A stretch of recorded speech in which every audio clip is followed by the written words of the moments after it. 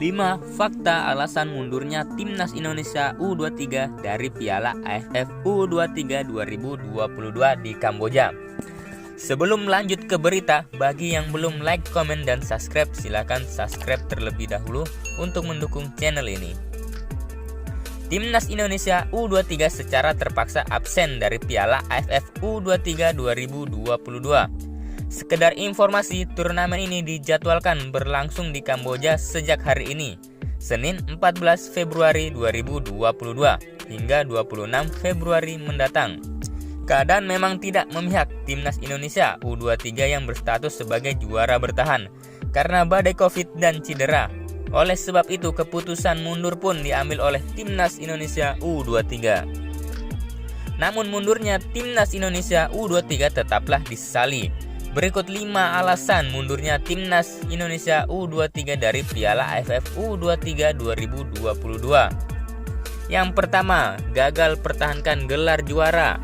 Timnas Indonesia U23 seharusnya tampil sebagai juara bertahan di Piala AFF U23 2022.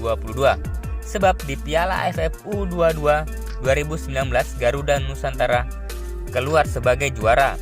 Para penggemar di tanah air pun berharap Timnas Indonesia U23 bisa mempertahankan status juara bertahan pada turnamen ini. Sayang, keadaan tidak memihak sehingga Timnas Indonesia U23 terpaksa mundur dari turnamen ini. Yang kedua, kehilangan tempat untuk mengasah kemampuan bagi para pemain muda. Piala AFF U23 2022 seharusnya menjadi tempat untuk mengasah kemampuan dan mendulang pengalaman bagi para pemain muda Timnas Indonesia U23. Apalagi ada beberapa pemain Timnas Indonesia U23 yang belum pernah tampil di turnamen kompetitif. Namun nasi sudah menjadi bubur, para pemain Timnas Indonesia U23 harus bisa bangkit dari keadaan ini, sehingga bisa fokus untuk mengembangkan bakat mereka bersama klub masing-masing. Yang ketiga, tak punya modal jelang tampil di SEA Games 2021.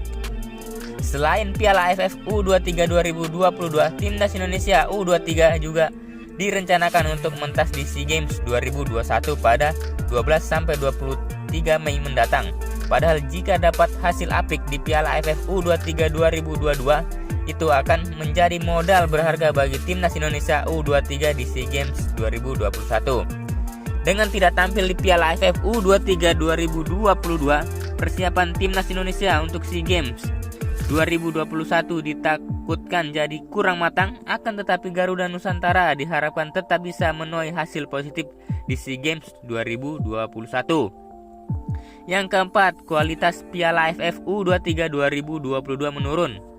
Absennya Timnas Indonesia U23 merugikan Piala AFF U23 2022 sebab kualitas turnamen diyakini akan berkurang karena Timnas Indonesia U23 adalah juara bertahan yang kembali diunggulkan di turnamen ini. Selain itu, Timnas Indonesia U23 juga memiliki banyak penggemar yang meningkat popularitas Piala AFF U23 2022. Oleh sebab itu, Presiden AFF Mayor Jenderal Keith Smith menyayangkan mundurnya Timnas Indonesia U23 di Piala AFF U23 2022. Yang terakhir, yang kelima, Sintayong gagal mendapatkan trofi pertamanya.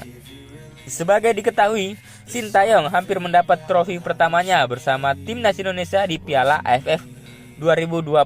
Akan tetapi, skuad Garuda hanya menjadi runner-up Piala AFF 2020 usai kalah dari Thailand di final. Sintayong diprediksi bisa membayar kegagalan itu di Piala AFF U23 2022 bersama Timnas Indonesia U23. Akan tetapi keadaan membuat Sintayong yang harus menunda hasratnya memberikan trofi pertamanya kepada para penggemar sepak bola di tanah air.